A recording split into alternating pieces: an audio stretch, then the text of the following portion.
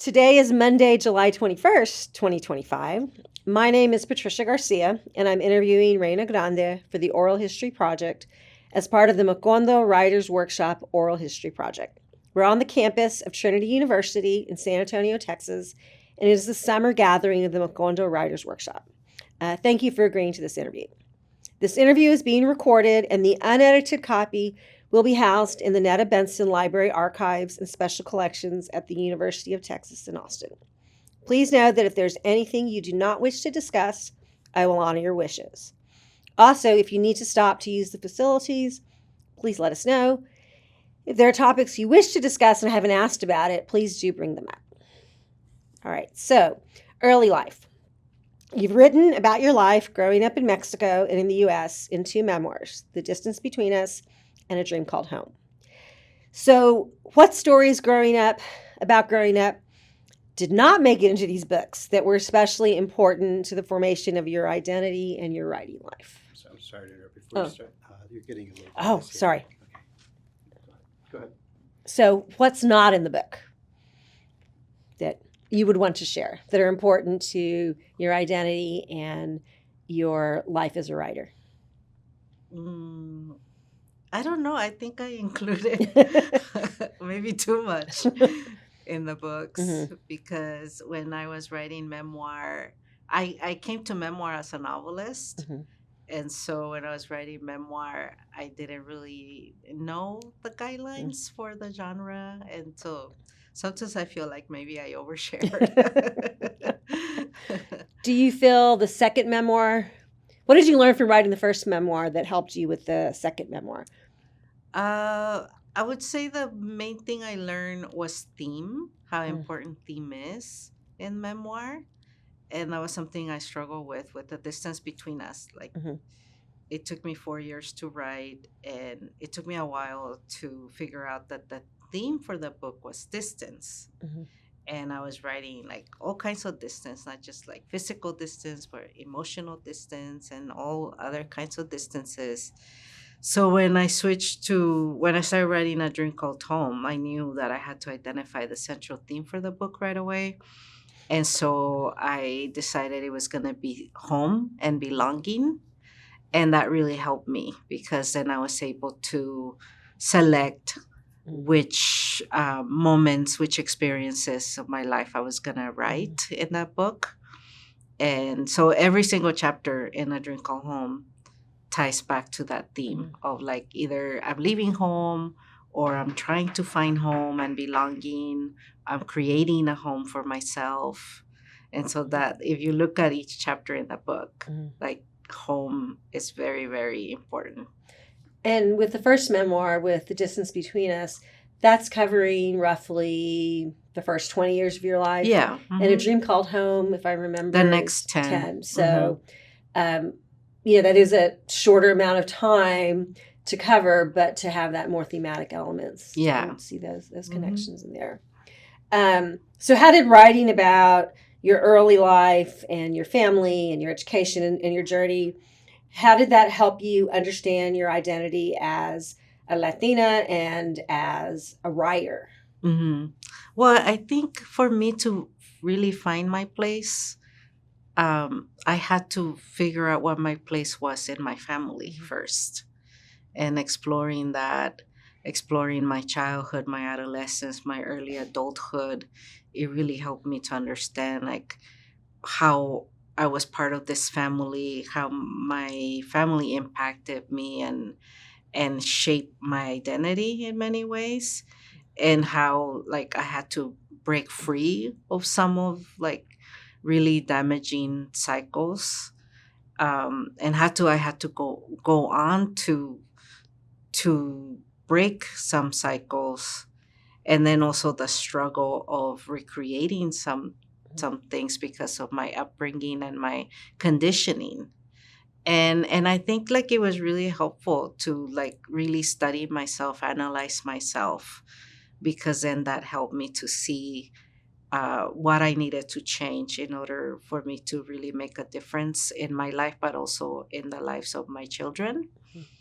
And and also writing these books helped me to understand my parents more and help me see them as human beings, as flawed, very flawed human beings, and also appreciate some of their good intentions, and learn to value and have gratitude for the things that they did, and also try to forgive them for the damage and the hurt that they inflicted on me and my siblings.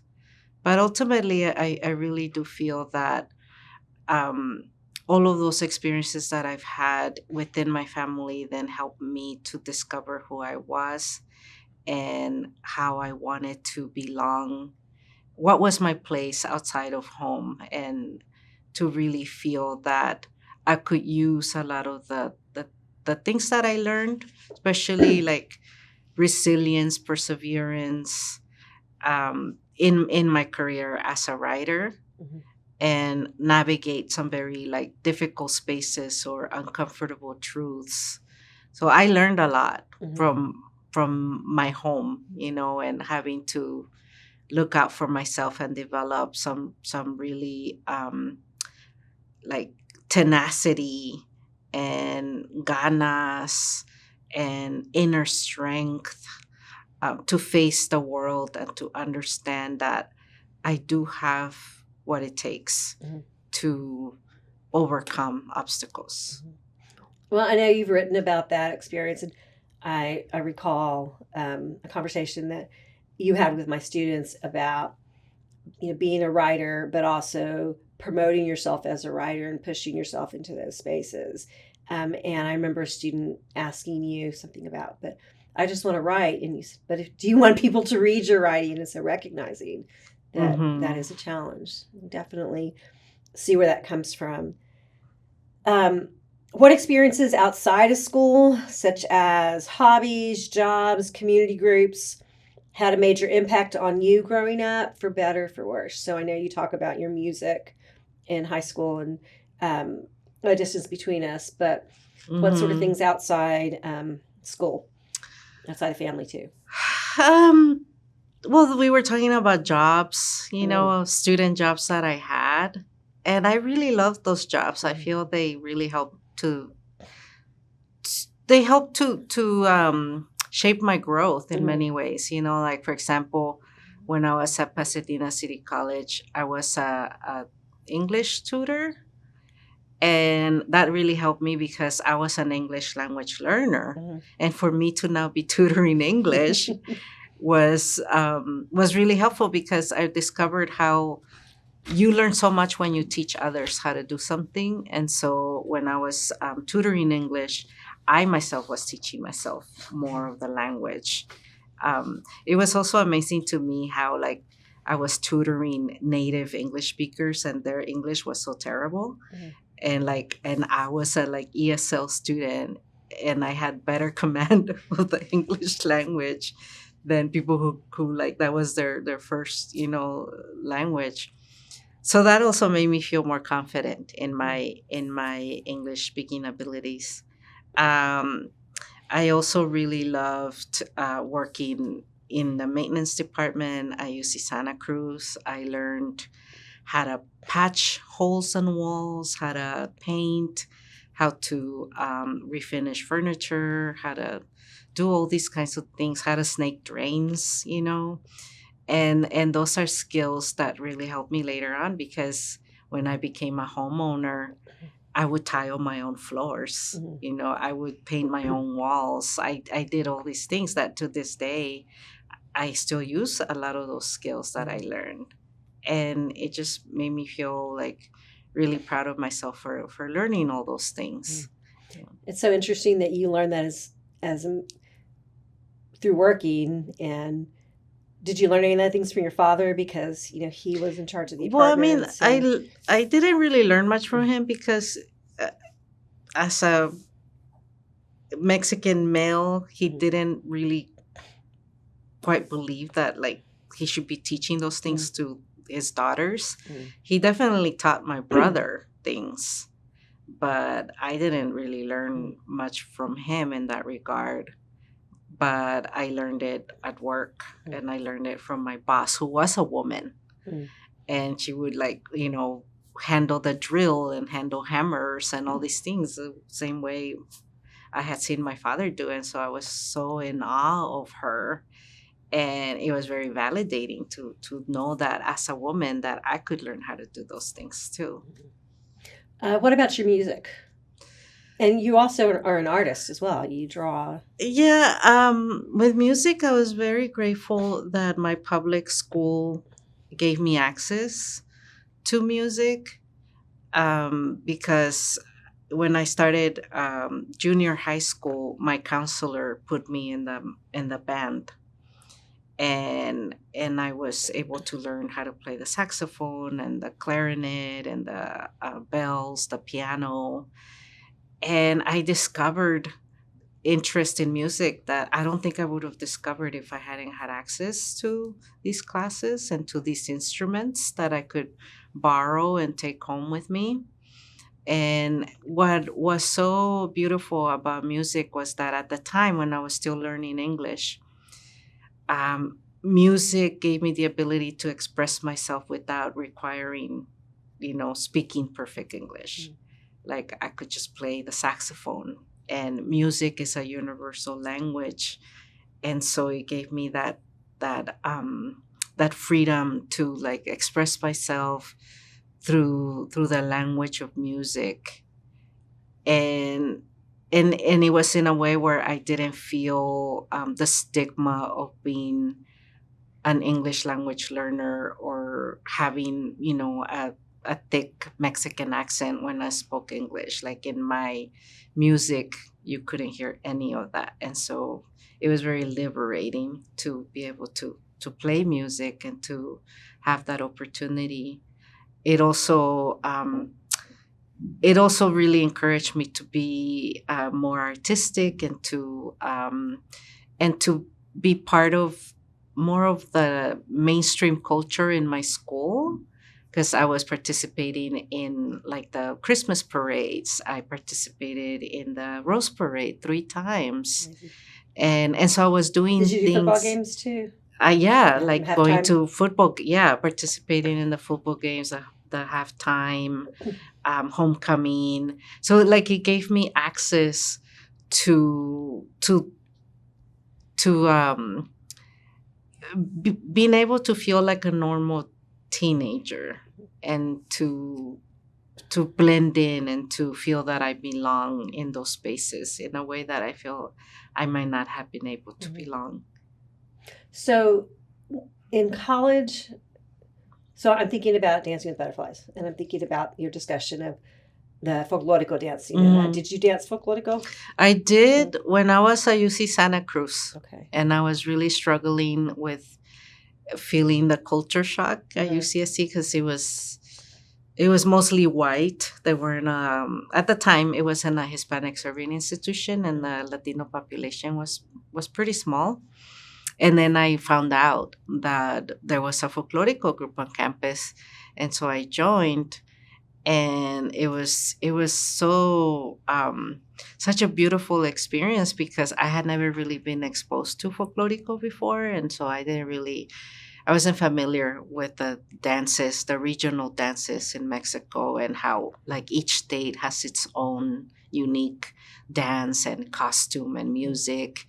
And so when I joined folklorico, like it just gave me a chance to connect more deeply with my Mexican heritage, and to make me feel proud, and to learn more about Mexico, and like learn a little bit of the history of like the Spanish influence, the native influence, the African influence on dance. Yeah, so it was just a really beautiful experience.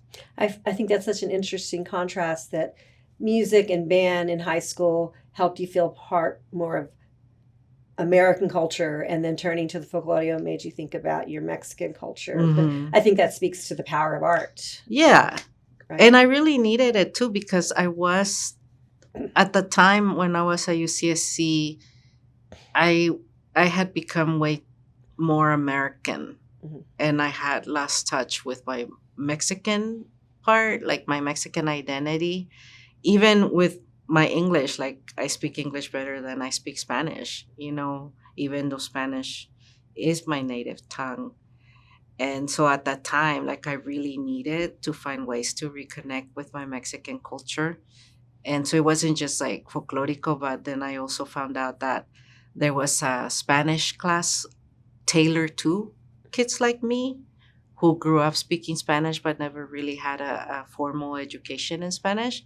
So I took the Spanish for Spanish speakers classes, and that helped me to learn Spanish in a way I hadn't before. Like I learned like where to put accents, and I learned how to conjugate verbs, and just like really having a better grasp of the Spanish language was very helpful. We had a conversation about your experiences with your work being translated into Spanish and feeling like the Spanish translation that someone else had done didn't sound like your Spanish voice, and so you've really worked on that. So could you talk a little bit about that experience, because it builds on the Spanish class for Spanish speakers? Yeah. So originally, I did my own translations. Like I translated Across 100 Mountains, and I translated The Distance Between Us. But the translations were very flawed because my Spanish is very flawed. And so through the years, like I would get emails from people who read my books pointing out all the mistakes I had made. So then I got very insecure about it. And when A Dream Called Home came out, my editor decided that instead of me doing the translation for the book, that maybe we should hire a translator. And I said, yeah, just hire somebody. But then when I got the translation from the translator, it sounded nothing like me because the translator had used college level Spanish.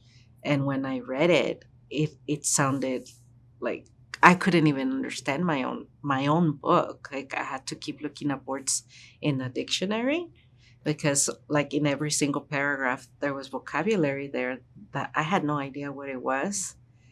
And so I had a little crisis, where it's like this doesn't sound like me at all. Like maybe it is a perfect translation and better than like what I could have done, but I don't want a perfect translation. I want a book that sounds like me, that has my voice. So I had to spend like hours and hours and hours combing through the manuscript and getting rid of all the words that I didn't know, and I would replace them with words that I did know. So then I was like simplifying the language, making it more conversational, making it sound more like how I speak. And so that was an interesting experience. And what I realized is that I don't need a perfect translation, but I do want it to sound like me. I want it to be accessible to me. I want it to be accessible to my parents, and to my family. And so for me, that was really important. How did the publisher respond to that? At first, they weren't really happy with me going in there and messing with the translation because they said I was gonna put mistakes. And I said, that's fine. Like I could live with the mistakes, but I cannot approve for them to publish a translation that doesn't sound like me. So I had to go and mess with it, and feel proud of it. For the last book about the soldiers, the title has fallen from my mind. Oh, Ballad of Love and Glory. Was there a translation in that? Yeah. So what did you do with that translation? A similar thing. Like we hired a translator to do the book. In Spanish, it's called Corrido de Amor y Gloria, which I really love. I love that I love too. the Spanish title. Yeah. It sounds so much better than the English. Yeah. So the ballad and corrido don't. Yeah, they don't. They don't. And like Corrido de Amor y Gloria is so much stronger. Like it has It has a lovely rhyme. And I think like Mexicans know that corridos have a lot of history, a lot of politics in there. And so using corrido rather than ballad, like to me, it's just so much more powerful. But same thing, we hired a translator, and then I got the manuscript, and I work with the translator to like make some edits in the translation to simplify some things and cut some things too, because in Spanish, Spanish is wordier than English. And so the Spanish version had gotten a little longer than the English. So then I had to go in and make some cuts to reduce the word count. Interesting. So still a process of Yeah. learning. When you're writing your books in English now, or you're working English, are you thinking about the Spanish translation too, or do you have to keep that separate? No, I keep it separate. But right now, I just finished a new book. It's an essay collection. And I'm kind of toying with the idea of doing my own translation again. Even though I know that my Spanish is limited, but at the same time, I feel that, maybe I could do like the first draft of the translation and then work with the translator to like correct whatever mistakes I make, instead of the other way around, where it's like then I end up having to correct their translation. Like, why can't I do it the other way, where like they correct mine? That Yeah. seems like a process, at least Yeah. worth trying. Yeah. So I to see think if that's that what I'm makes gonna sense. do.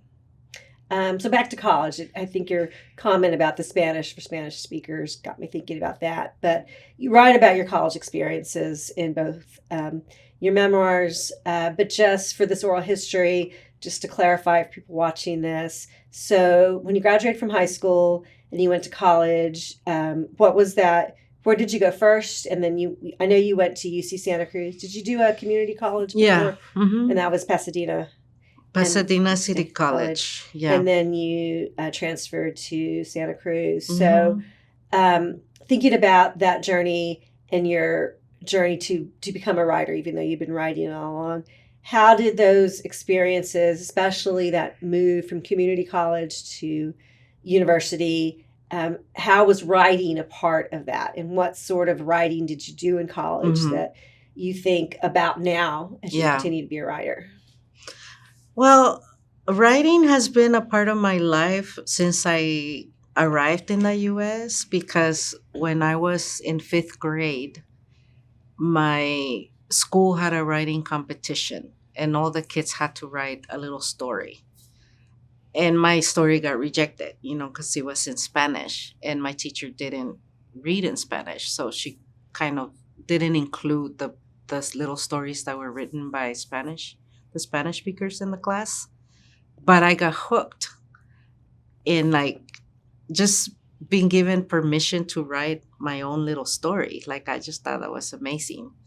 And so then in junior high, there was another writing competition at my junior high, and I wrote a story in English for the first time, and I got first place. So I started writing since then, but I didn't really see myself as a writer. And when I got to community college, it was my community college English teacher that encouraged me to. And that's Diana Savas. She was the one who gave me the inspiration, the encouragement to really pursue my writing. And so because of her, when I transferred to UC Santa Cruz, I transferred as a creative writing major. So I really feel that the 2 years at a community college were like really important in my development as a writer, because I just don't think I would have become a writer if it hadn't been for meeting Diana and being encouraged by her to do that. Like, I didn't even know there was such a thing as a creative writing major or anything like that. So, do you remember any faculty at UC Santa Cruz that inspired you as a writer or really helped develop your writing? Yeah.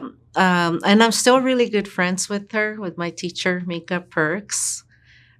She got there like the year after I arrived at UC Santa Cruz, so she was like a new teacher, but she was very supportive like really, really supportive of my work. And through the years, even like after I graduated, I stayed in touch with her, and she's always read like everything I write. And it has been such a like wonderful relationship with my teachers. I also stayed in touch with my Spanish for Spanish speakers teacher, and she and Mika both were like really great mentors to me when I was at UCSC, and they both supported my writing.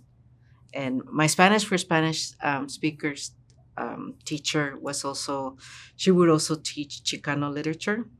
So I took her class, and she was the one who introduced me to Juan Rulfo's work, Tomas Rivera, Ana Castillo, Gloria Saldúa. And so she was very instrumental in my development, not just as a writer, but also as a reader, and being exposed to all these like Latino Chicano writers. And they were very inspiring to me, especially like Juan Rulfo and Tomas Rivera, who wrote a lot about poverty. I feel like in some ways, reading their work gave me permission to write about the poverty that I experienced as a child. Um, and so I feel like if I hadn't been exposed to their work, I might have hesitated in writing about poverty. And when I read their work, I realized like, yeah, like I could write about this. Like it deserves to be written about these experiences. Right. So your work as a tutor after college, and while you're in college, and then as a teacher, you talked about how helping students with their writing, made you a better writer and a better English speaker. Can you also think about how, especially the role of teacher, and because you still do a lot of teaching when you're teaching in the creative Hmm. writing programs, or when you've been uh, one of the mentors for Macondo, how have your teaching experience influenced your writing? Uh, well, I mean, I think teaching has helped me be a better writer because, like I mentioned earlier, like when you teach someone something, that's when you learn it even better yourself. And so I realize like a lot of times the things that I do in my writing are by intuition. But then when I have to teach someone You have to how to, articulate it. yeah, like I have to, yeah, articulate it. I have to figure out how I did it. And so that has really helped me to understand myself as a writer, to understand my own style in writing, my aesthetics, my voice as a writer, and where that comes from.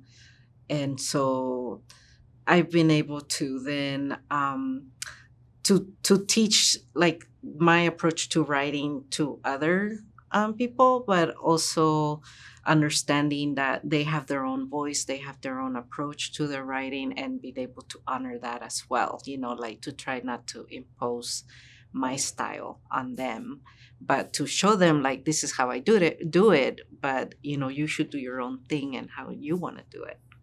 So your point about having your own voice, finding your own style, and doing that, as I've done these interviews, I keep coming back to a point that all these writers have made, that each book, especially from that first book to the second to the third, each one is its own sort of unique writing process, and that you learn from each of them. Like you mentioned, the first memoir, the Hmm. second memoir. So where do you think that's going for you? Because like you said, you just completed a book of essays, Yeah. and that's very different than writing a novel. So what do you learn from each of your books?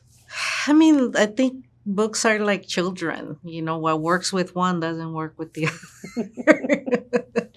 You have to really take into consideration like their character, their temperament. They each have different like ways of thinking and interacting with the world and all that.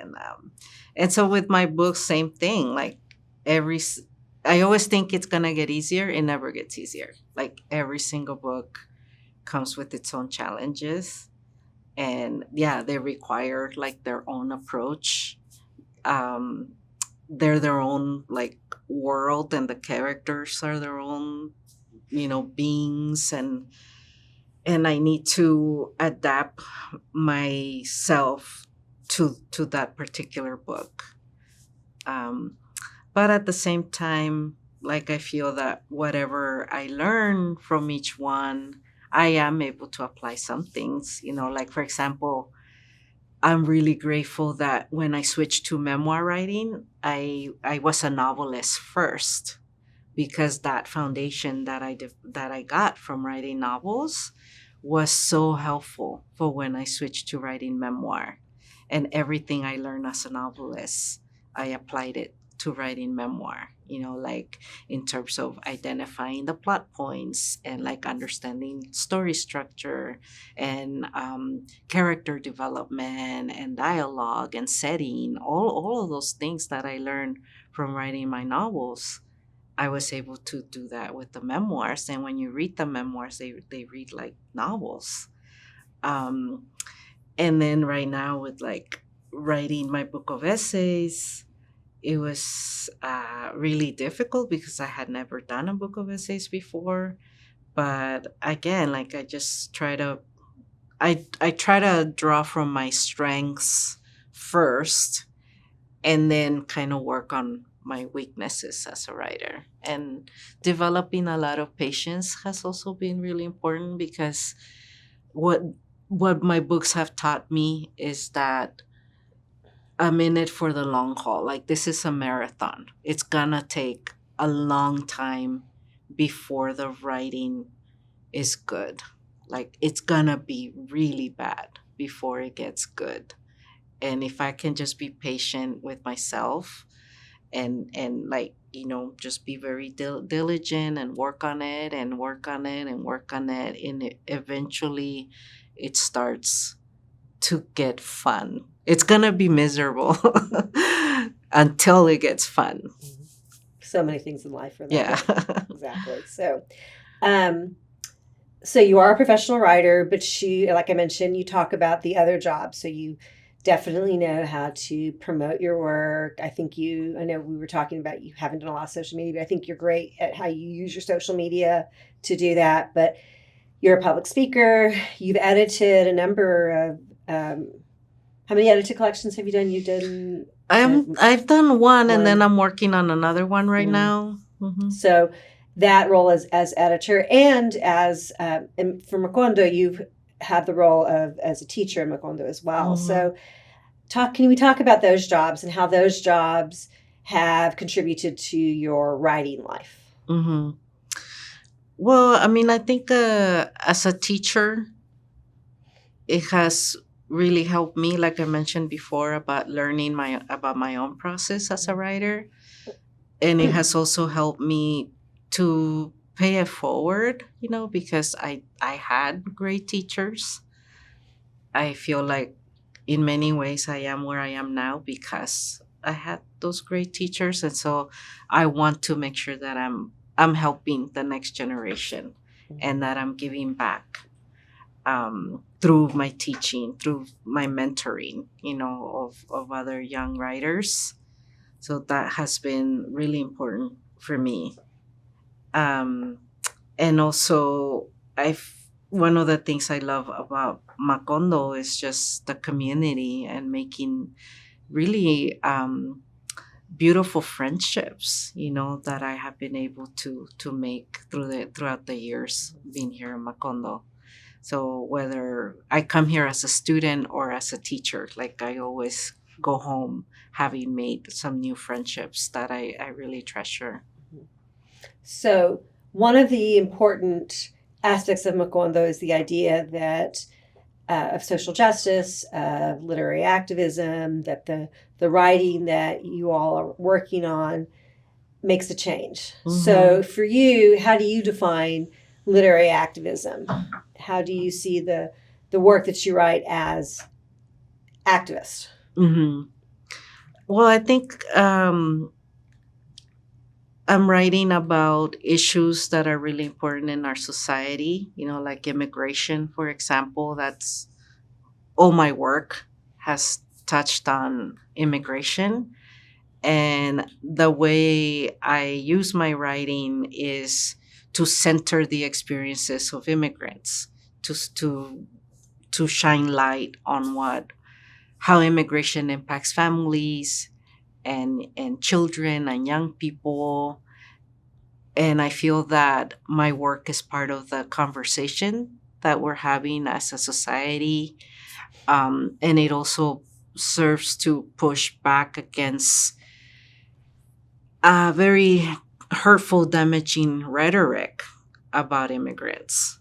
So like I feel that I use my writing as a way to like challenge that and push back against that and to reframe the conversation.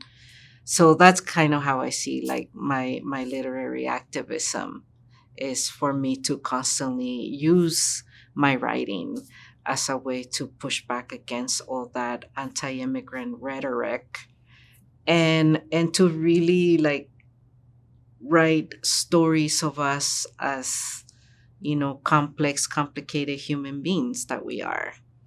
And so for me that has been like really important. So when you wrote your first novel, were you thinking about that, or you just wanted to tell the story of a girl trying to figure out her family? Yeah, with my first novel, I hadn't yet gained awareness in terms of my role as a writer in the community, because I didn't really feel that I belong in the writing community yet. I wasn't a published writer. I didn't really have any friends in the writing community. So when I wrote the first novel, it was just for my own personal desire, my own personal need to examine my immigrant trauma through storytelling and to try to understand how my story fit within the larger context of immigration. And then when the book came out, through the years, like I started to see that I was part of a literary community, and that together we were working to push back, against all this hate and this division that we're constantly seeing, and all these like physical and metaphorical walls that are constantly being built to divide us as a community.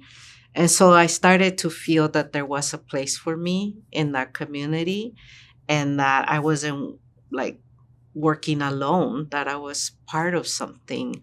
So I think that's where my awareness started to really like come into play for me in terms of how I saw myself as a writer and my responsibility and my obligation towards my community, and how I could use my writing as a form of protest, right? And so I started to see that each book that I write is an act of protest, and that I'm not just using it to educate other people about our community, but I'm also writing to inspire and encourage and uplift my community. And I gained a lot of confidence by like hearing from people who have read my work and who tell me how by reading my work like they have been inspired and encouraged. And so to me, like those were the moments where I felt very validated and where I felt that the work that I'm doing matters. And so I use that as motivation to keep writing, because sometimes when I feel like helpless and hopeless, I realize that by writing, I can push back against those feelings, that I am not helpless and I am not hopeless, that I could do something, I could write. Tell a story. You also are an activist in other ways. So I know you've traveled the border and you've worked with groups that leave water out for the migrants. And I know you've been part of that documentary, but can you talk a little bit about the experience for the interview, and also how those experiences working with organizations on the immigration cause, how those influence you as a writer as well? Yeah. Yeah, I mean, I'm always looking for ways that I can like do other things besides just writing. Like, what are some other ways that I can do some activism and like be speaking out for my community, and also what are some other ways that I can learn about these things because I don't know everything. And so I started going to the border. um, Many years ago I went, actually 10 years ago I went, because I was celebrating 30 years of being in this country. So, on my 30th anniversary, I signed up for a border delegation in Arizona, and I wanted to see the border through the eyes of an adult because my memories of the border as a child, because I crossed when I was 9. So then I wanted to go see it as an adult. And so I signed up for a border delegation, and I went, and they took us to the border wall, and they took us to like migrant shelters. Um, and it was like a really interesting experience. And so throughout the years, I've tried to go back there. And then I got involved in a documentary film about the border wall and about the humanitarian groups that are out there like helping migrants, and doing a lot of good work along the border, and I found that really inspiring. So I became a film producer on this project about the border and about the humanitarian groups out there, especially the Samaritans. They're a group in Arizona that are really well organized, and they go out there in crews, and they offer like food and water and medical assistance to migrants and asylum seekers there at the border. And I've been able to like be there and experience that. It has been really inspiring.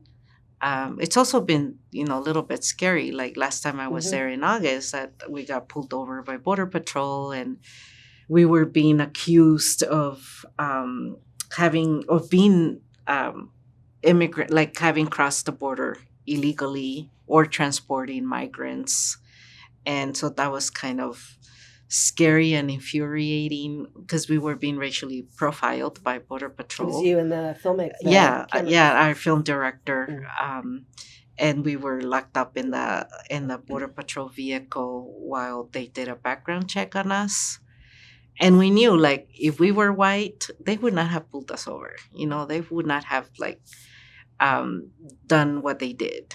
But because of our brown skin, because we're Mexican, we were racially profiled, and we had to go through this very unpleasant situation. But it also made us more determined to like keep doing what we're doing, and keep telling the story of what's happening there at the border. Is that film out yet, or It's in post production okay? right now. And so, Hmm. what do you have an expected? Sometime this year Okay, it's gonna be look done. for it. Yeah, yeah, So, we're almost done with it.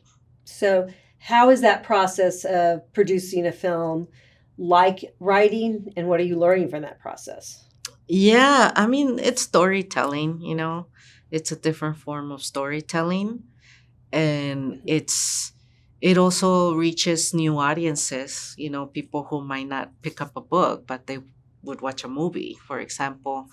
And so it has, to me, like it just gives us the opportunity to keep telling the stories of the border and what's happening at the border, but through a different medium.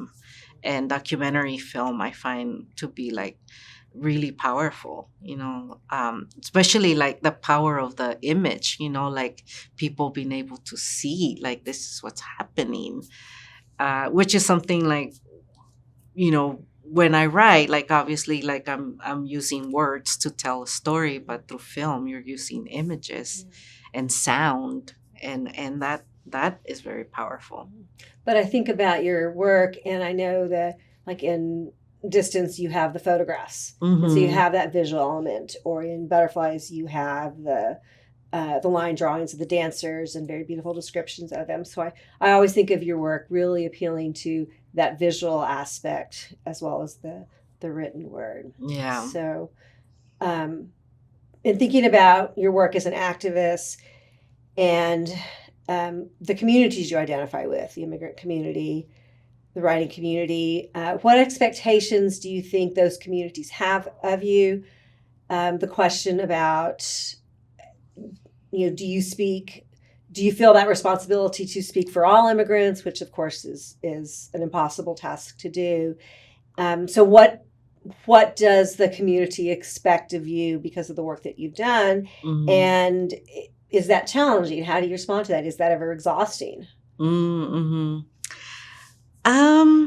I mean, I feel that I have it very clear in my mind that we're all in this battle together, that everybody's doing a little bit of something in their own way, right? And so I don't feel that I have the obligation to like do everything. Mm-hmm. I think that we're working together and that everybody is contributing something to the fight, and that's how we're going to persist, right? And that's how we're going to succeed in this fight, because we're in it together and we're like supporting each other in whatever ways we can. So to me, like that's that thinking that way really helps me to like, it keeps me from getting overwhelmed, it keeps me from getting burned out. And I'm constantly just reminding myself that I can only do what I can do, through my writing, through my activism, through like the speaking that I do. But I also need to like do some self-care, because that's the way I'm gonna stay in this fight, is by me like still being able to like breathe by the end of the day and not like super exhaust myself. Like, so I think I have been very good at that, like taking care of myself, pacing myself, and also knowing that I'm not alone, that we're together and we're working together. And that to me has been a really great way to continue in this fight without completely just like falling apart.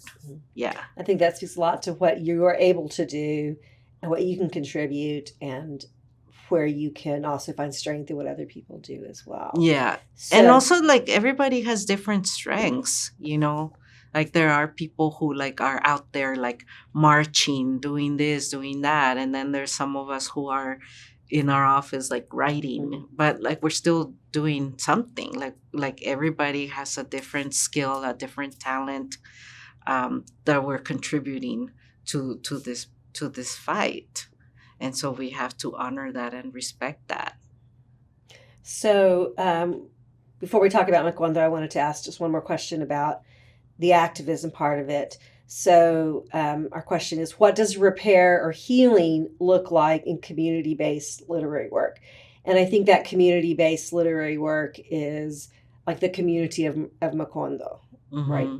So much of what I've been hearing is that it is a community, there are friendships that are there. So how does that contribute to the idea of fixing these problems? I mean, I think, yeah, like finding support, being able to know like how to reach out to others, checking in with others, making sure that they're okay, like if they need something, and knowing that you're not just working in isolation, but that as part of a community, you have to constantly like, there's times when you need something, and then there's times when you need to give. And so being able to do that, I think has been really helpful. And I feel that for me, like one of the things that I have always tried to do is to try to give as much as I receive. And if we can all do that, then I feel that as a community, we can continue to empower each other, support each other, and keep doing what we do best, which is to tell these stories that are important and that they are very necessary. for 30 years in Macondo. Yeah. So getting to Macondo, how did you find out about Macondo? What can you remember about the first time you came to Macondo? And how often do you come back? Hmm. I can't quite remember how I heard about Macondo, but I want to say it was through Rene Colato. Um, I I'm pretty sure like he and Amada Irma Perez were the Mhm. ones who told me about Macondo. Had they been Macondo participants? Yeah. And they've been in, Macondistas for a long time. When it used to be by nomination. So I remember them telling me, and also it was right around the time when things were switching from nomination to application. And so when the applications opened up, I applied, and I didn't get in the first time that I applied. I was not accepted, and then it was the second time when I applied that I was able to get into Macondo, and I came in 2011. And my workshop leader was Elena Maria Viramontes, and Manuel Munoz was her co-teacher. But at 2011, had you published yet? Mm-hmm. With the first two novels, or Elena Maria? No, you, Or me? Yeah, I Okay, had you two did. novels. Okay, the I two was novels. working on on the memoir? the Okay. memoir when I came to Macondo. Okay, Mm-hmm. so they were both your teachers. Mm-hmm. So, what do you remember about that experience? Who else was in the workshop? How was this workshop? Because you had done an MFA program. How was this workshop? Maybe similar to that, different from other workshops. I mean, it was different in that it was just like a 4-day workshop, and that we only got like 20 pages read. So it was basically like a chapter of the memoir that I had workshopped. I mean, it was nice to be able to get a chance to work with Elena Maria and with Manuel Munoz. So that was really great. And the people in my workshop, I remember Estela Gonzalez, Ruth Behar, and Marcela Fuentes, and Emmy Perez. And I can't remember the others, but it was just, for me, it wasn't so much about the workshop. What I really enjoy were like all the other activities, the chance to interact with other people, the readings in the evenings, and just to really like start feeling like, oh, I'm part of a community. So to me, that was the thing that I got the most out of Macondo that year, was meeting people that to this day, like, I'm still friends with. Was that your hope when you came to Macondo? Did you have any expectations? Yeah, no, I Is that think what people have told you? I think for me, yeah, my hope was meeting other writers, because I think, as with writing, like, it can be a solitary act. You're alone writing somewhere, but when you come out to these kinds of events, and you get a chance to interact with other writers, it's so inspiring, like, just to see what they're doing, what kind of work they're doing, and to also learn about what challenges they're facing as writers, and to know that you're not the only one that's experiencing those things, and then offering like advice or tips on how to do things, and especially like learning from people who have had more experience and who can give you some advice as to like what worked for them or what to expect. So things like that, like, I really feel like that's just so invaluable. Can you think of anything in particular? The last person I interviewed talked about Sandraisms, little sayings that Cisneros would share with workshop groups that were helpful. Like one of those, the 10 by 10, the 10 ways in which you are different, it makes you unique, and writing from that spot. So. Mhm.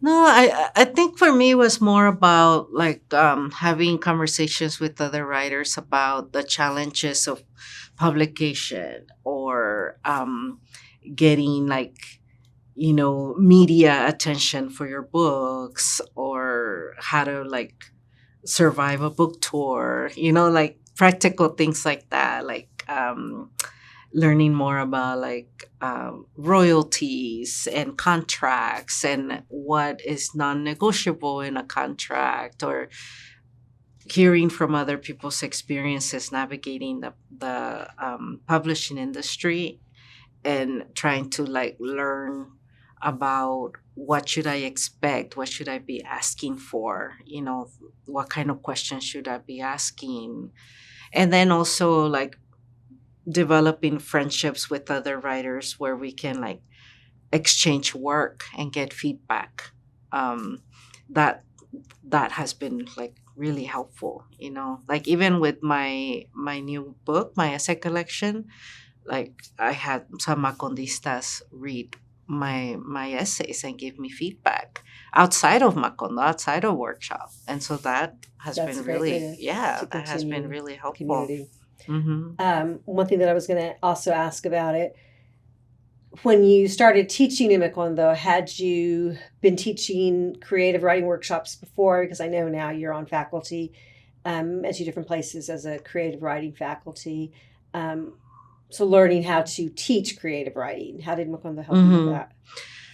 Yeah, the first time I taught at Macondo was in 2014. And I had been teaching at like writing workshops, but I hadn't been teaching at universities yet. And so that was really helpful, like being able to come to Macondo as faculty and to teach, and being able to learn from my experience as a student and what worked for me, and then being able to then apply that as a teacher, like how did I want to lead my workshops, how did I want to do the critiques, that kind of stuff. And so then the second time I came to teach at Macondo was in 2018, and that was really great too. I had and every time I teach, like I'm always trying different things, how to like run the workshop, how to what kind of activities I want to do in class with the students. So it's always an opportunity to learn. But then I've also come as a student, and that also teaches me a lot too. Like when I observe my workshop leaders and how they run workshop, then it helps me to see like, some techniques that they do that I might like, or some things that I don't like, that I don't want to do when I teach. Yeah. What would you say are the basic steps in a workshop, creative writing workshop, for people that have never been in a creative writing workshop? What sort of things do you do in them? Mm-hmm.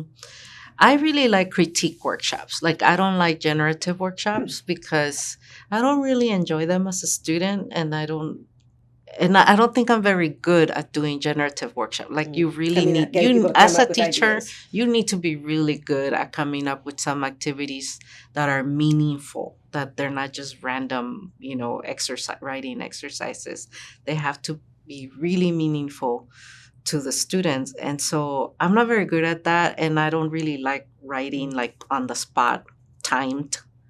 But I love critique workshops. Like I really love when students submit work ahead of time, and then we sit together and we discuss the work, we analyze the work, and we're able to like give constructive feedback. That to me, like, those are the kinds of workshops that I really, really love. How do you end that workshop? Because I imagine in a hour and a half, you probably don't get to every student. You probably do every couple of days. But how do you, as a teacher, bring that to a close instead of just saying, "No, time's up"? Yeah, well, I mean, usually with Macondo, like it's a 3-hour workshop. And like depending on how many students you have, like you either like you do 3 a day, for example, and you have to time it, right? Because you don't have a lot of time. And so usually like I do my workshops with like 35 minutes per person, with enough time to like have breaks, or if we go over a little bit, or if we do like a craft talk before or after the critiques. So that really helps. Like, I don't just want to do critique workshops. Like, I want to have enough time to do like some kind of craft talk, or read some samples, of books and analyze them and all of that. And I remember one time when I taught, I even gave my students like tailored work. Like, each one got a different assignment depending on the work that they were doing. And that was really fun too, like to be able to figure out like, where is the student, what is their project, and what kind of activity do they need to do to like help them with their project. Yeah. And that is again about the community forming that you Yeah. have Mhm. in the classroom, that you do in the classroom. So you've mentioned before about sharing your work with other Macondistas, and you've also talked about mentors from college. But do you have any other writing mentors that you've met specifically through Macondo or through other writing workshops? And what do they do to mentor you now that you are a very seasoned writer? Mhm. And then sort of the flip side of that, are you mentoring other writers, both within the workshop and outside of the workshop as well, Mhm. especially writers that are new to the process? Yeah. Well, I think I am very, very fortunate because I do have several mentors, and some of them I met through Macondo. I mean, Sandra herself is a great mentor to me. Norma Cantu has become a really wonderful mentor to me. And then I have, other writers like Stephanie Elizondo Grist, who gave me a lot of feedback on my work. And then with Natalia Trevino, I exchanged a lot of work with her. Ruth Behar has also been really, really supportive, and we exchange work. Daisy Hernandez, we have exchanged work. And so, like, to me, like, that has just been really, really valuable, because I learn from them so much. But I also feel that I'm also, like, helping them to also learn and explore and grow as writers. So that has been such a such a wonderful experience, and something that I'm really deeply grateful about with Macondo. So I know you write about this in Distance, about meeting Cisneros for the first time, and she's a writer that you had admired, and now look, I'm sitting here with her. Has that happened with you yet, with people that are new to the writing game, younger students, because we're still young, of course, but where they're like, I've met Reyna Grande, or she's giving me feedback on my work, and what is that like? It's kind of surreal to me, because I I think in many ways, sometimes, like, when people come up to me and they're all like starstruck, I don't believe it. Like I don't feel like I deserve that, like that admiration or whatever. I don't know why. Like, to me, it's like I'm the one who's constantly admiring others, and constantly like being like fangirling, and being starstruck. And so when they do it to me, I'm like, you got the wrong person. Like I'm not there yet, like, um, but yeah, but I remember, some years ago, where I kept calling myself an emerging writer, even though I already had several books. And in my mind, I'm like, no, I'm an emerging writer. And then I remember Norma Cantu's like, Reina, you have emerged.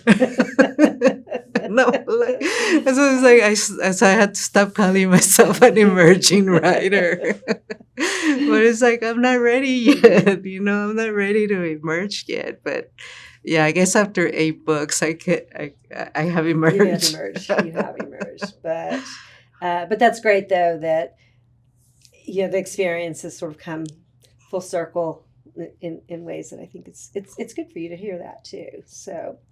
Um, so let's talk a little bit about your writing practices. So it's time to write a new book, right? Do you say that to yourself, or are you thinking about it? Or I teach, so sometimes I'm already thinking, what am I doing next semester? In the middle of writing something, are you thinking about the next project? Where does it start? Yeah, I think as I'm writing a book, sometimes I stumble on something interesting that I feel like, oh, that would make a really great story. And so I kind of file it in my head. I don't really start books unless I'm ready to commit to them. And so I might have a lot of ideas, but I don't start writing them. I I just kind of file them away, and I keep plugging away in whatever project I'm working on because I want to make sure that I get to the finish line and I don't get distracted with other stories. So that's kind of what I do. And I could juggle like 2 books at the same time, but no more than that. And they have to be different. Like they cannot be like the same genre or whatever. Like so that I could juggle the two of them. But I do not allow myself to juggle too many projects because then I won't finish them. When you're filing those things away, do you file them just in the back of your head, or do you have a writing journal or a file on your computer? No. Sandra talks about like the button box of things. Yeah. Yeah. I think I just have it in my head. But sometimes I would like to start keeping them in a journal because I know I have seen, like I have seen people who have this like beautiful like scrapbooks, right, where they like write their ideas or they draw their ideas or they have like all these little things that they put in there, and I'm like, oh, that's so cute, I want to do that, but then I never do, and I just store it in my head. Yeah. So, all right. So then you are in the process of when you're actually drafting that first draft. What is your writing process on those writing days? And since you do a lot of speaking engagements, how do you also manage that time? Yeah. It's hard for me, especially when I'm really busy with the speaking, because like in the fall and the spring is when I'm really busy with speaking, and I have to like focus on writing speeches and putting together PowerPoints to go with my speeches. So I don't have a lot of time for writing. But once I do like carve out some time, I can like write every day, 10 hours a day, and just like really go at it. And so that's how I've been able to write my books. So it's like more like binge writing rather than trying to write every day for like 3 hours every day. That hasn't quite worked for me. But once I carve out some time, I can go at it every single day and just like morning, day, and night, like just go and produce a lot. Do you send drafts of chapters as they come along to your writing community, or do you wait till it's done? I try to wait until I've done a few drafts. Yeah. I feel that, if I share too early on, I'm probably just going to toss it away anyway. Or like, I know that eventually once I figure out what I'm writing, I'm going to have to rewrite the whole thing. So I feel like I should just wait to get feedback. But then once I'm ready, like I definitely try to get as many people to read the work. Like I'm not very precious in terms of like not sharing my work with others. I'm like, anybody want to read this? Here you go, And so like with each book, I think I've had, like I know like with the Ballad of Love and Glory, I think I've had about 20 beta readers. And then, like with my essay collection, I'm always like, anybody want to read my essays? Give me feedback now before it gets published, because then I don't want to hear it. You know, like I don't want to No hear critiques after the that. criticism after that, because then there's nothing I could do about it. So give it to me now. How do you manage all of that feedback? How do you begin to, do you look for trends in it so that you know where to start your revision? I think with my feedback, I've gotten good at like not paying attention to everything, you know, and sometimes you get contradictory feedback. And so, like, learning how to, you know, comb through all of that, and whatever like speaks to me, then I'll address it. But if there are comments there that I don't really agree with or don't really align with my vision for my work, I just disregard them. Yeah. And then the revision starts. Is Yeah. it the same 10-hour days in revising for you? It can't be, yeah. But right now, like for example, I just got edits from my editor last week, and these are like minor edits now, like kind of revising some clunky passages or things like that. And so now, like, I don't have to like work on it day and night. Like I could pace myself more, and it's not a lot anymore. Like I feel like I've gotten to a point where it's gotten easier. So, all right, the book's ready to go to the printer, right? And ready to go through the whole process of becoming a physical object. And then a few months later, hopefully not years later, but a few months later, then the book tour starts. And so you have to sort of return to something that maybe you've been spending a lot of time with, and now you've had this little a break or something from it. How do the book tours make you think about your writing and who you are as a writer? And do those book tours ever give you any sort of generative ideas for the next project?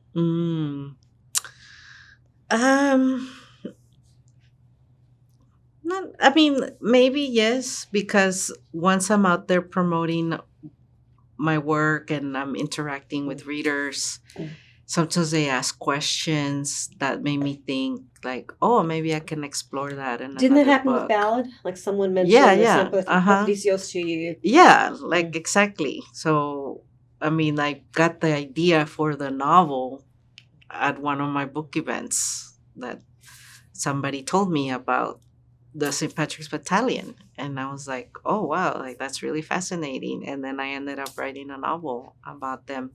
So, yeah, like sometimes I'll get ideas from readers who like talk to me about things that they're interested in, or they ask me questions that then can trigger like an idea for something. And like I think some of the essays that I wrote in my collection came from questions that people have asked me. Like for example, I get asked, do your children speak Spanish? And then I have to explain to them, you know, like why I didn't teach them Spanish and how guilty I feel about it. And so I ended up writing an essay that talks about my language trauma and answering that question, you know, about my kids.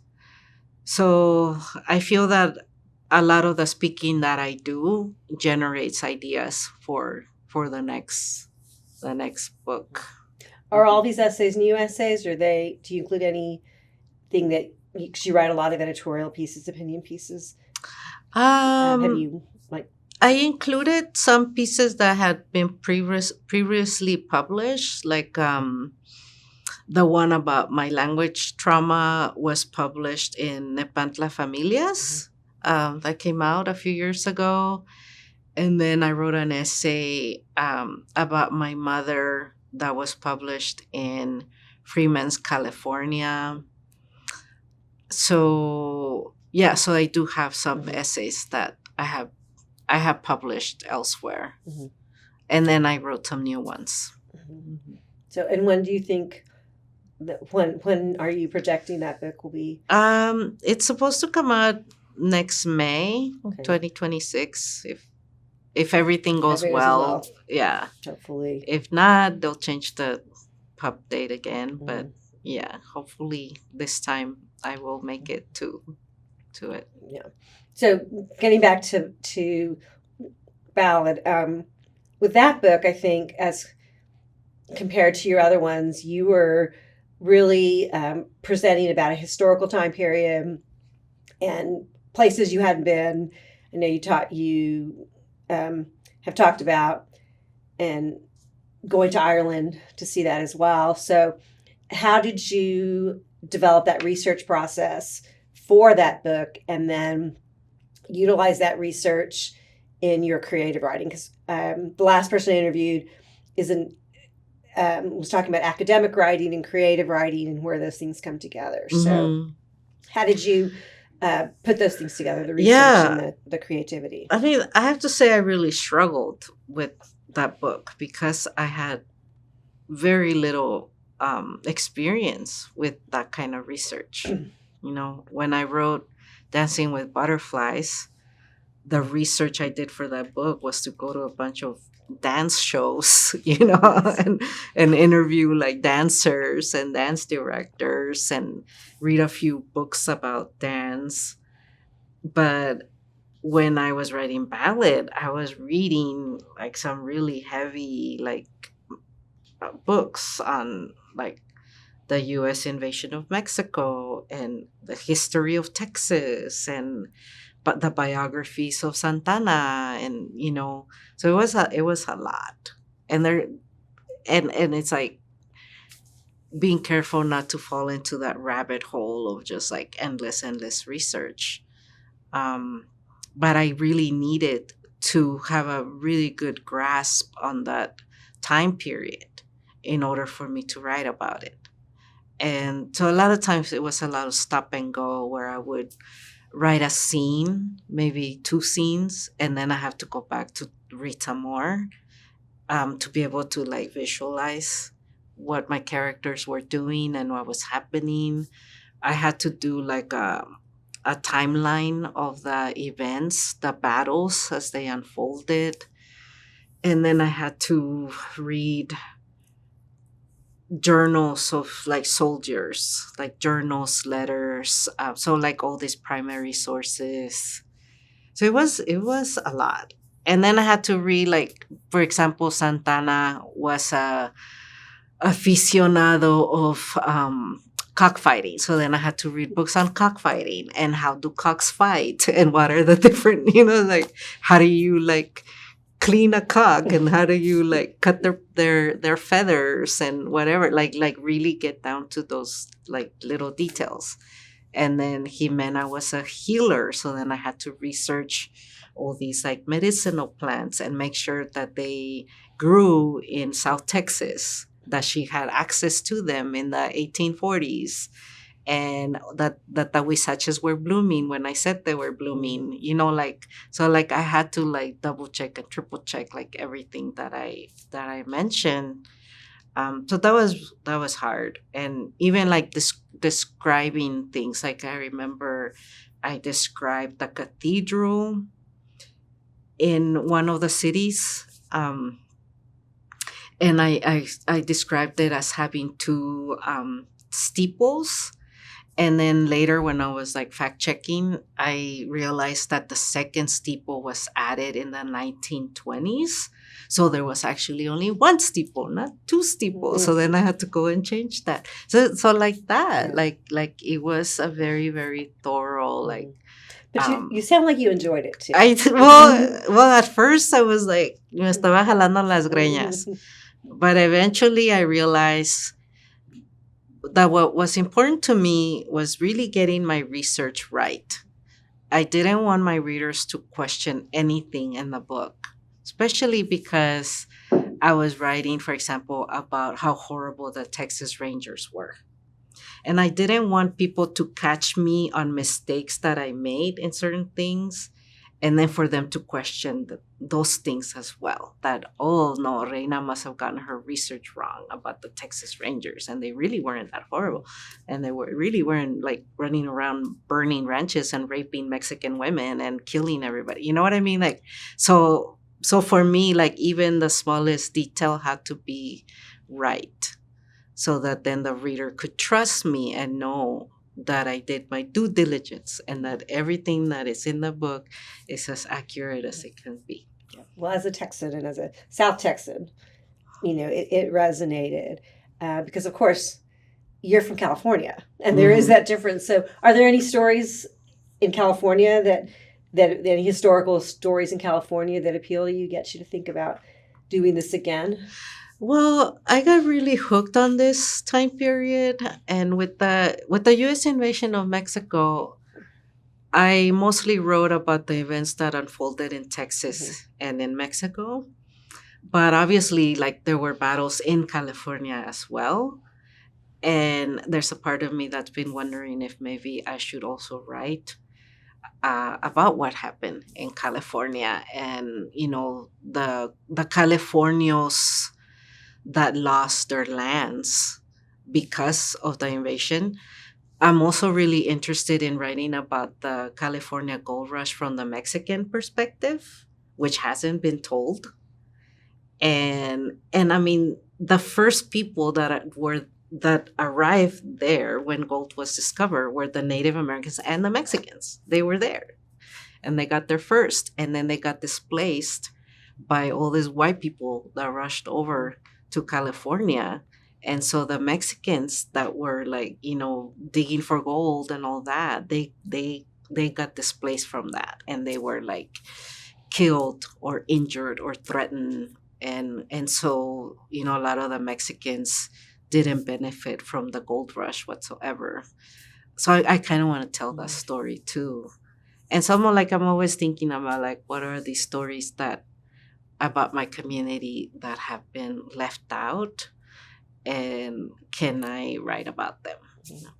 So, well, those all sound like great projects. I hope we can do that. So, moving you towards the end of this, you've already mentioned this before and talked about it, and I know that you've been someone that's really talked about what the publishing industry is like for Latinx communities. I know with the American Dirt controversy, you were one of those writers that you talked about the attention that we need to pay to writers of color, and especially Latinx writers. So that was maybe pre-COVID that all happened? 2020. It was actually right before like COVID, a okay. month before COVID. COVID. COVID changed Yeah. the before times. But, Mm-hmm. and of course, in 2025, so much discussion about identity, immigration, a lot of these questions. So, but in publishing, what do you think are the challenges maybe that have always been there for Latinx community, and any sort of new challenges? Mm-hmm. Well, I think with the American Dirt controversy, what I was trying to focus on is the publishing business, right? Of how it discriminates Latino writers and immigrant writers. And there's like a double standard. And also for me, like one of the things that I really wanted us to talk about is how the publishing industry like puts down immigrant writers. Like they either like reject our work, so they refuse to publish us, or when they publish us, they like underpublish us. They like underpay us. They don't promote our work, that kind of thing. And especially for like immigration stories, like we're constantly, hearing that nobody wants to read any more immigration stories, or nobody's gonna care. And I mean, I got that with my first novel. When I was trying to sell my first novel, I heard that from editors, like nobody wants to read these stories. Nobody's gonna care about a Mexican girl, immigrant. So for me, that was really frustrating that that's what we hear from the publishing industry. And then all of a sudden, here comes this book that is written by a non-Mexican, non-immigrant. And then they're like totally putting the book up on a pedestal and saying that everybody needs to read this story. And, it made me upset, like when Oprah picked the book, because she's never taken an interest on immigration or Mexican immigration, and the first time she does, she picks a book that was written by a non-Mexican, non-immigrant. So it's like there was definitely a lot of things, but the one thing that I definitely talked about was, I didn't question like who has a right to tell the story, right? Because I know that was one of the criticisms, was that the author didn't have a right to tell the story. But at the same time, it's like, well, I'm writing a story about an Irish immigrant, and I'm not Irish. I'm not part of that culture. And here I am writing about, Irish immigration. So to me, it wasn't about like, do you have a right or not to tell that story? But it was more about how the publishing industry handled that book versus all the other books that have been written by immigrants. And that's what upset me the most.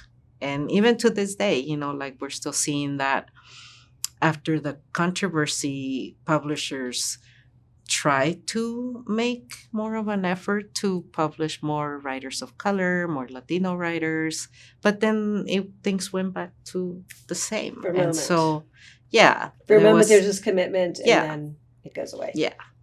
So And so now, 5 years later, I don't think things are better. If anything, what I have heard is that because of all the things that are happening right now with the Trump administration and the attacks on DEI and all that, that's also impacting the publishing industry. And so they're being more cautious, and they're not giving opportunities to writers of color. And then the media is also doing the same thing. So whatever books are coming out by writers of color, they're not getting the media attention that they need in order for the work to get out about their books.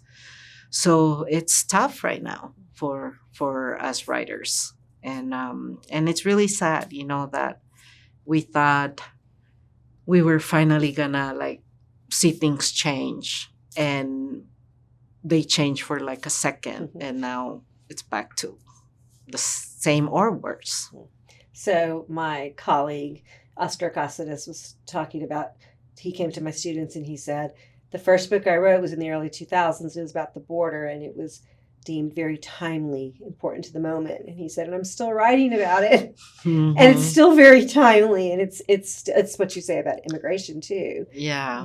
It's an issue that is always present. So, Mm-hmm. so I want to end just talking a little bit about friendships, because that's been, I think, a big theme in Macondo. So, and I know you talk about your colleagues and sharing your work, but I also want to talk about the friendships outside of those professional moments. So what role does friendship play in your writing, both in your own writing life, your own life, as well as the friendships that happen between the characters in your book? So what is that role of friendship? The role of friendship, I mean, I think in my personal life, it has been really important because it makes me feel less alone. It gives me a chance to, when things are not going well, like I have people I can talk to about those things, who can give me some support or advice or just a little word of encouragement, but also someone to help me get up when I fall, and to know that they have my back and that I can face challenges and that I am not alone. And that has been really great, actually. In my writing, I mean, yeah, I think, I write about friendships especially like in Dancing with Butterflies, like that book, like I really wanted to focus on Latina women and how, they support each other, and then other times when they We tear each other don't, down too. when, they betray each other, or that they, instead of helping, they're like detrimental to somebody's like development and growth. Because that is, I mean, friendships are very complex, they're not always perfect. You have to continue to always work on them. There, if you don't put in the time and effort, it could fall apart. So then you do have to always be nurturing those friendships and putting a lot of time, putting a lot of effort into making sure that the friendship is strong and evolving. And at the end of the day, like, it's really like how much time you're putting into that friendship, that's what you're gonna get out of it. And also it's important for both parties to put in the time and effort. Like, it can't just be like a one-sided relationship. And I feel really fortunate because I feel that I have been able to develop some friendships where they are, what's the word, where we're both committed to like making that friendship grow and be strong. Like, I try not to surround myself with people that I feel are just like taking and not giving back. Like, for me it's really important that I create a circle of friends where we're invested in the friendship, and that we're coming at it with a lot of love and honesty and goodwill. To me, that is what I value the most in the friendships that I have made. And I think that, what I'm hearing about Macondo is that you have these friendships that develop in this writing community, but it's also what you said at the beginning about the writing that you do is to take care of each other, right? Yeah. For everyone to be a part of that. So what are the stories that you're most excited to read about, or the writers, filmmakers? What things are you reading right now? Who do you want to hear more from? Well, I'm reading right now, actually, Liliana Rivera Garza's book. I mean, not Liliana, Cristina Rivera Garza's book about her sister Liliana. I've been reading that because I knew that she was going to be here at Macondo, and I've been wanting to read her book for a while. So I started reading, and I'm reading it in Spanish. Uh, it's a little challenging, but I wanted to challenge myself to read it in Spanish first, and then maybe I'll read it in English after. But I'm really enjoying her book. And then Stephanie's book that just came out a few months ago, Art Above Everything. That's another one that I've been reading. I'm rereading Julissa Arce's book because she just became a Macondista this year. And she's a really good friend of mine, but she wrote You Sound Like a White Girl. And so I'm rereading her book, and I'm really happy that she's here in Macondo this year. All right, so we're just about done, but any Macondo memories? You talked also about the events outside the workshop. Any of those other memories that you want to share as part of this? Any of I've heard about some amazing and fun and hilarious events.